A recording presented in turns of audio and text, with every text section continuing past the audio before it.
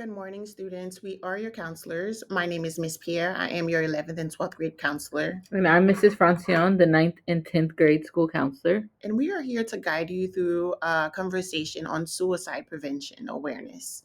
We understand that this can be a tough conversation to have, so we want you to be mindful of what's coming up for you. So, if you're feeling like you need a moment, if you feel like you need to step out for a little bit, please speak with your teacher, and we have a space designated for you.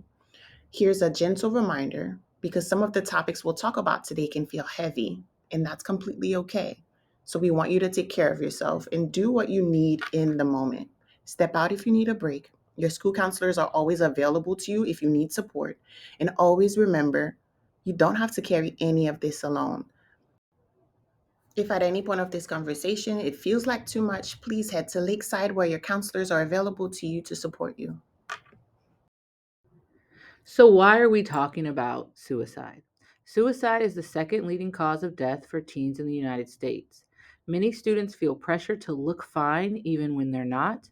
Talking about it helps break the silence and saves lives. Even if you've never had these thoughts, chances are someone you know has. The more we normalize talking about it, the less alone people feel. Let's talk about what suicide is and isn't. Suicide happens when pain feels bigger than hope. It is not weakness. It is not attention seeking. It is about feeling stuck and not seeing another way forward. When people feel like their struggle has no end, suicide can seem like the only option. That's why support and connection are so important, and we are here to help you at any time. Some warning signs to notice initially, some things you should pay attention to because not every sign means someone is suicidal. But these are signals that someone might be struggling more than they're actually letting on. If you're starting to notice friends pulling away or from activities that they love, if they're talking or joking about harming themselves, about hopelessness, about feeling empty, if you're noticing some sudden mood changes, some changes in how they're eating or giving away things that matter to them, that should alert you that something's off. Here are some things that you can do as a friend. You can start by listening, not fixing. Ask gently, "Are you okay?" Or, "Are you thinking about hurting yourself?" Stay calm, even if the answer is yes.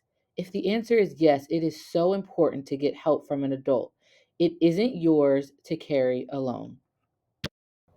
What you can do for yourself, because guys, self love is the best love.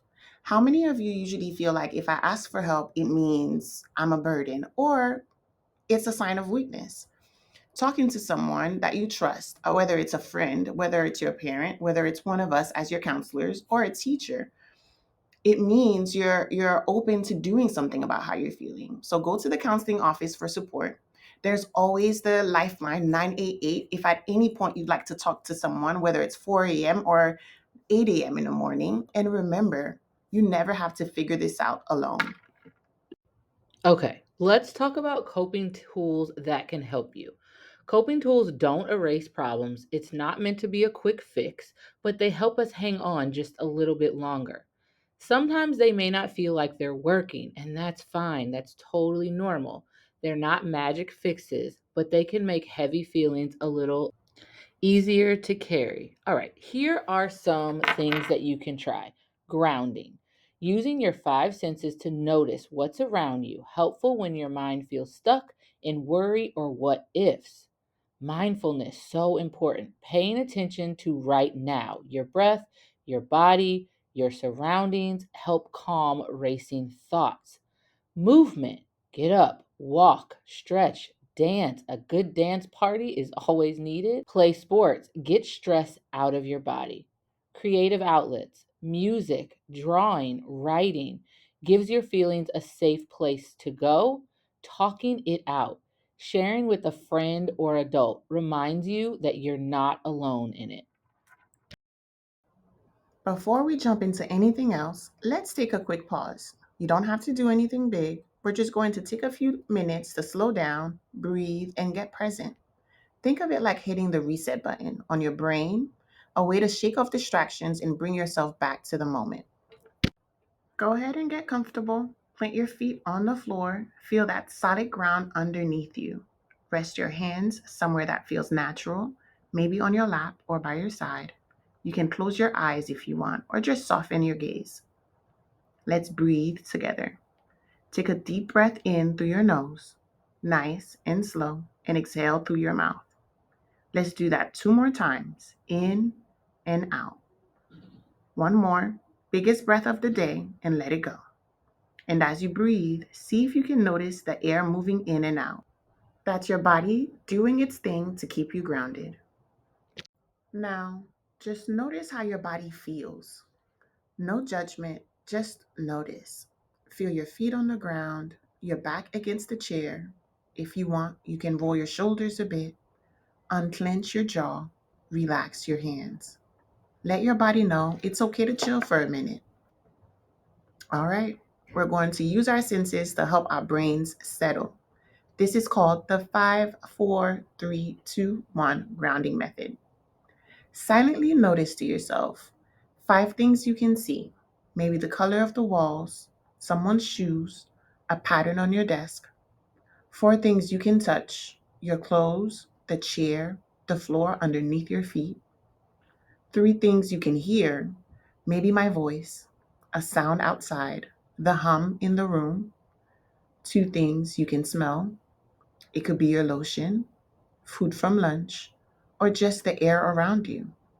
Then 1 thing you can taste or be thankful for right now. Just take a second to notice those things. That's you being fully here. Now take one last deep breath in and let it out.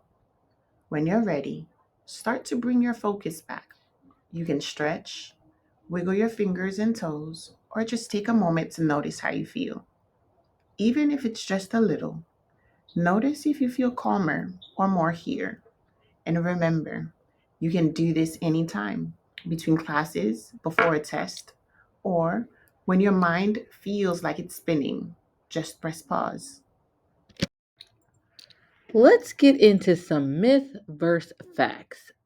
It is a myth that talking about suicide gives someone the idea.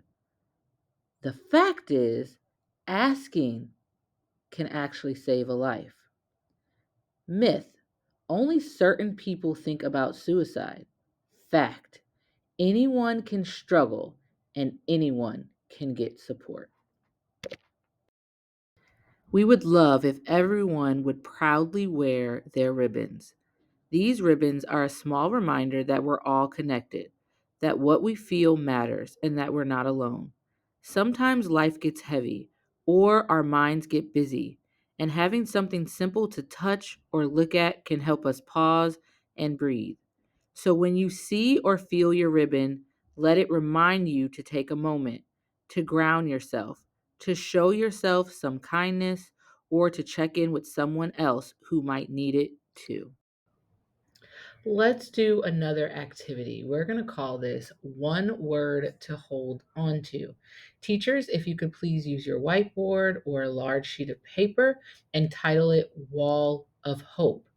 Students, we want you to think of one word that gives you strength or hope. What is that word that constantly plays in the back of your mind when you need support or help? Examples: breathe, future, family, faith, music. Write everyone's words of encouragement on the board or the sheet of paper. Take a moment to look at these uplifting words. Take a picture of them and save it for when you need it most. Teachers, please pause the video at this time so that you guys can create your wall of hope. We are your support system. Utilize us. We are here for you. You have Mrs. Francillon, your ninth and 10th grade school counselor, and myself, Miss Pierre, your 11th and 12th grade school counselor. Your support system also includes your teachers and adults you feel safe with.